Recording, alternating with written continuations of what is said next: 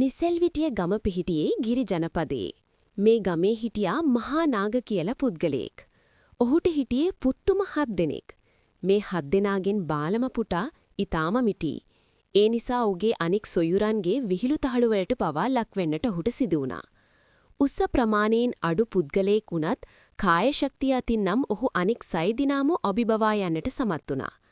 ඒ වුණාට ඔහුගේ එක් දුබලකමක් තිබුණා. මොකද්ද දන්නවද? ඔහු නිකරුණේ කාලය ගත කරන්න තමයි හුඟක්ම කැමති. ඔහුට තිබුණේ අලස ගතිගුණ. එක දවසක් වැඩිමහල් සොහයුරන් උදු වැපීරීම සඳහා හේනක කොටසක් කොටා ඉතිරිය ගෝටට කරන්න කියලා පැවරුවා.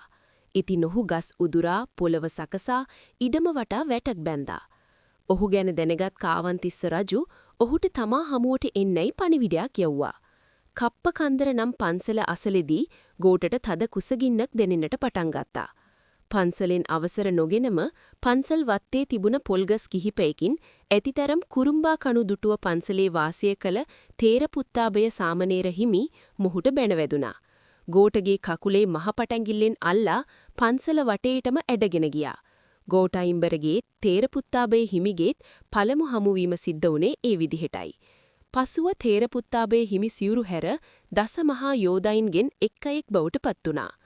විජිතපුර සටනේදී ගෝටයිම්බර යෝධයා පොල් ගසක් උගුලුවාගෙන එයින් තම සතුරන්ට පහර පිට පහර එල්ල කළා. යුද්ධයෙන් පසුව ගෝටයිම්බරට රජුගෙන් විශාල සම්පත් ප්‍රමාණයක් ලැබුණා.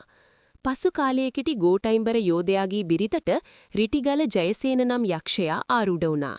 ඉන් කෝපයට පත්වුණ ගෝටයිම්බර ඔහුට සටනට අභියෝග කළා.